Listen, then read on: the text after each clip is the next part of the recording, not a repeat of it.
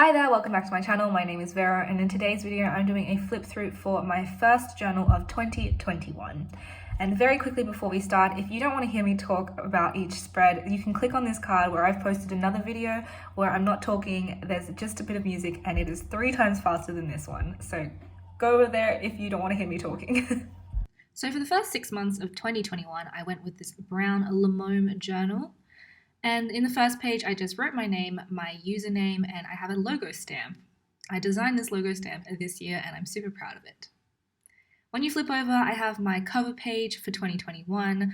I got really into painting watercolor portraits, and this was my very first attempt. I tried to do a self-portrait, obviously no face because I'm not there yet. I'm still practicing, but since then, I'm proud to say that I have gotten a little bit better. I also did these blue and green leaves, which are the signature leaves for my whole beginning of my bullet journal spreads for this journal and my next one. And it's just really nice leaves. I really liked painting them. They're very relaxing to do. As you can see, I made a mistake in my year overview with the week numbers, so I had to stick in little pieces of paper to correct those. If you're interested in a video where I show you how I correct mistakes in my bullet journal, please let me know. I will try and film one. But in this case, I just wrote out 1 to 52 weeks in the year. Then we have my future log. This is very small. I didn't like using it. I like having mini calendars, so I used mini calendars in my second bullet journal for 2021, but this does look very pretty. Here are my 21 goals for 2021. I'll be honest, I've only completed 3 of those goals at the 6-month mark. Definitely not where I want to be, but On the other page, I have my mood pixels, and whilst this is very aesthetic to look at, it's not the most practical to use because it's the beginning of my bullet journal and I completely forget to fill in every single day, especially when I'm only colouring in one tiny little square a day. So I usually catch up on this at the end of the week or at the end when I remember. Here's my book tracker. So one of my goals is to read 75 books in the year. I'm currently only up to 21, I think. So I've got a long way to go if I really want to reach my goal. Here are my 2021 themes page. I didn't end up using this at all. I don't think I'll ever complete it because I can't be bothered. It looks very pretty. The leaves at the bottom are very, very nice, but it's just not my favorite. Here's my finance tracker. So the first 5 months are completed, and then the rest of the year will be completed when, I get through each month. Here are the different expenses, incomes, and savings that I keep track of in each of my little squares, and then I'll have a total at the end of the year to see how much I've spent in each of the categories so that I know what I'm doing. Here's my level 10 life tracker. I set this up in my very first video for 2021, so if you're interested in watching that, go click on the card above. But I just filled it in with how I thought I felt in each of the categories. So yeah, hopefully throughout the rest of the year, all of those levels will be up to level 10. And as you can see, some of the levels are very low. So I've got ways to go still.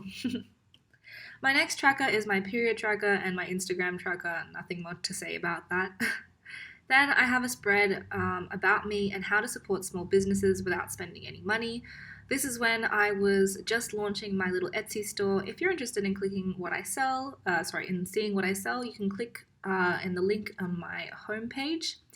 And these are just to show you how you can help a small business without spending any money. So liking and engaging on Instagram is one of the ways, and obviously on any social media platform that I have is another way. Also my About Me page, I have a photo on my Instagram, so if you're curious about that, you can go have a look. For my January cover page, for the January theme, I went for Australian flowers. So the one that I chose for the cover page is the bottle brush, and I thought that was absolutely beautiful. For my monthly log, I chose the golden wattle, and I thought that was really, really pretty as well. For my trackers, I did the eucalyptus tree. I thought the tracker page looked really nice. I can't remember what this is. It's the pink heath, I think. I can't remember what state that flower is from. I think this one was from Victoria, but I'm not sure, so don't take my word for it. This is a Tasmanian something or rather. I really should. If I find the names, I will insert the names whilst I'm going. Here is kangaroo's paw. I did not like how this spread turned out. It looks so messy, but oh well. This is the orchid, and I thought this one looked very, very nice. And finally, the tilapia. And this is very symbolic because I used to go to Tilapia Park School in Canberra. For the Australia Day, I chose the golden wattle again, and I just did a very nice spread. I thought this was very aesthetic, and I wrote all about Australia Day on Instagram. So if you're interested in that, you can go read my caption from that day. You're gonna have to scroll down a little bit, but it's there. For my January review page, I chose the bottle brush again for the font, and then I reflected on my level 10 as well as my overall moods and some other things. On the right page, you'll see my Archer and Olive acrylograph swatches, and then I have a bunch of swatch pages because I got really into them. This specific page is my Crayola pen color scheme page, and the idea behind this is that you can pick out the little color tag and place it in the color scheme area, and then find all the colors that you think would match with that color, and then at the end you would have a, between 2 to 5 color scheme for any spreads that you would like. So as an example, let's take the color 033. So for these labels, by the way, I just manually labeled them. I just created my own rainbow, used a permanent marker, wrote the numbers on each of my markers. That way, I don't lose track of them, and I can figure out which colors go well together. And so that's an example of the color scheme. Then I just have a few other swatches. That was my finance page, not really interesting. This is probably one of my favorite spreads of my whole journal. It's my Happy Chinese New Year spread, and it was a pop-up spread. There was an account, I'll insert a picture, who did pop-up spreads, and I really wanted to try. So my February page theme is obviously the Chinese New Year, so red and gold, and I just really loved how everything turned out. I also got my phone stolen from me, so most of my trackers are just empty because I didn't have a phone. This is probably my favorite spread out of my whole journal because of the way I wrote February, and then I have my little Chinese symbols. I really like how this turned out. This also marks the beginning of my love and obsession of Dutch doors. And if you're interested in Dutch doors, you can check out the video. I've linked the card at the top. Here is my next spread. This is not the most amazing one. I really liked this one for the copper color that I used, and because this year is the year of the ox, I drew an ox. I don't know if you can see the copper color reflecting, but I tried. Here's my attempt again. I give up. Here's another Dutch door. I tried a rolling weekly and did the Chinese symbols, so I'm the year of the tiger, which is awesome. Here's my brain dump page and my February review. Moving on to March, I chose the theme of shoes, and I went back to some nice fun calligraphy, hand calligraphy. I really loved this habit tracker page. I recreated a thumbnail picture from Best Dressed. She did a shoe collection, and I thought that picture would be really nice in my own journal. My brain dump was really full that month. And as you can see, I was reusing that same Dutch door throughout the whole month of March, and I just included some fashion watercolor pictures as well as more and more shoes because I love shoes. I also turned 23 in March, and I painted these funky balloons. I thought they looked so good. I didn't even fill out my March review. Whoops. I don't think I filled any reviews since March, so whoopsie daisies. It was also International Women's Day, so I had to write that in my journal. For April, I went with a lemon and orange theme. This was probably one of my favorites. I used gouache to paint this out. My habits tracker, this spread is my favorite spread for my whole journal, I think. I'm sad that all of my habits didn't get filled in as much as I could have, but regardless, this spread looks amazing. This next spread is one of my favorites as well. My word of the year is growth, and I chose to do a quote page on the left. Then with more gouache, I painted the rest of the pages. Again, in April, I was using the same Dutch doors, and I thought they were just so stunning. Sometimes I painted around all the little boxes that I wanted to fill in. Sometimes I painted the bottoms, but I just thought everything looked so nice. I will say one thing, these squares did not get filled out as much as they could have, so maybe it was a bit of a waste of paper, but that's not really much of a problem.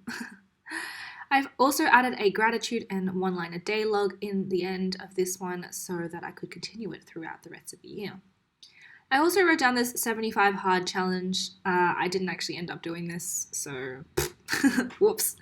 I thought it would have been fun, and it's something I would like to do, but not there yet. On the left, I have my tracker. I wanted to read 1,000 pages in 2021. Yep. No, sorry, in May. Goodness, in May. But as you can see, I didn't really fill that out. For my theme for May, it's watercolor lines with black stamps. Here it is all filled out. I thought it looked amazing. With my phone tracker and my steps tracker, using a Crayola super tip to get that down was really nice. My brain dump, yet again, was pretty full, but from mostly planning for my YouTube videos because I started planning and posting regularly in May. This is another favorite weekly spread. I love how all the flowers and all the boxes came together. I thought everything looked very, very nice. I tried my hand at a rolling weekly for the first time in this one, and I actually really enjoyed it. I think I will definitely try and integrate that sometime again in the future. Not sure when, but we'll see. I loved using these tiny mini doors, but at the end of the day, I'm like cutting out, more than, 3/4 of an actual page. So is it really worth it? Not sure. I also started doing my monthly review again, but I didn't make it very aesthetic. I just wrote down my positive and negatives for the month.